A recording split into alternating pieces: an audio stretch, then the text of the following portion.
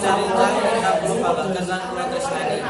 Nyongkos pisan monggo kita tansah muji syukur dumateng Allah Subhanahu wa taala ingkang sampun paring rahmat saha hidayahipun sehingga kita tansah pinaringan kalodhangan lan kuwarasan kagem ngestreni ing pawiwahan ing siang punika.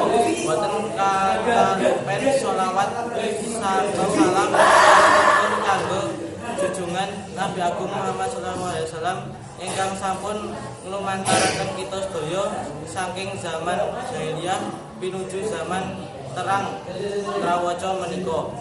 Ing kalodhangan menika kula badhe ngaturaken pidato ngingingi bahayapun merokok kagem kesehatan. Hadirin ingkang kula hormati, rokok salah satunggalipun wujud barang ingkang sampun boten asing boten talingan kita. Rokok salah satunggalipun wujud barang ingkang sampun boten asing wonten talingan kita.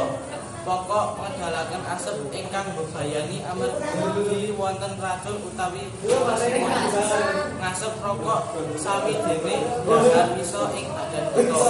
Asap rokok saged ganggu kewarasan kita. Babagan menika boten saged dipun sesaki. Warna-warni penyakit ingkang dijalari saking asap rokok. Kebiasaan merokok boten namung mengganggu dhateng ingkang tiyang rokok ananging ugi mengganggu dumateng tiyang-tiyang ingkang sakcaketipun. Sakmenika petangan perokok utawi perokok nem-neman ing saben gumanti dina samsaya ngrembaka ing nagari-nagari berkembang. Babagan menika ingkang lebet jumantangi sejo kagem ningkataken derajat kesehatan warga masyarakat. Organisasi Kesehatan Dunia utawi WHO sampun ngingetaken wonten dekade taun 2020 dumugi taun 2030 ingkang aran tembakau badhe nyedani 10 yuta tiyang per tahunipun. 70% kedadosan wonten ing negari-negari berkembang. Wonten ing asap rokok kathah sanget zat kimia ingkang mbebayani. Antawisipun nikotin lan tar.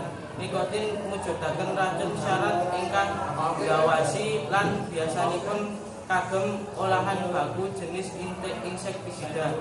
Ing konsentrasi rendah zat menika sampun saged nuwuhaken kedadihan. Salajengipun ngenengi tar. Tar inggih menika maewu-ewu zat kimia ingkang wonten asepipun rokok lan sifatipun karsinogen utawi saged njalari kanker. Ing medal rokok dianggep tar lumebet wonten rongga mulut awujud uap. Saksampunipun dalam uap punika rubah wujudipun dados padat lan ngendhep warnanipun sepat wonten ing gigi utawi untu, saluran nafas lan ing paru-paru. Kejawi nikotin kaliyan tar ing rokok menika taksih kathah zat-zat kimia ingkang mbebayani.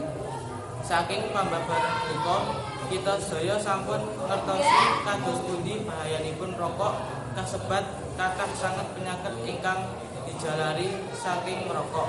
Pramila sumangga kita sak pantesipun ngluwari lan ngedohi asap rokok. Amargi sampun kabukten kados pundi bahayanipun asap rokok kagem kesehatan kita.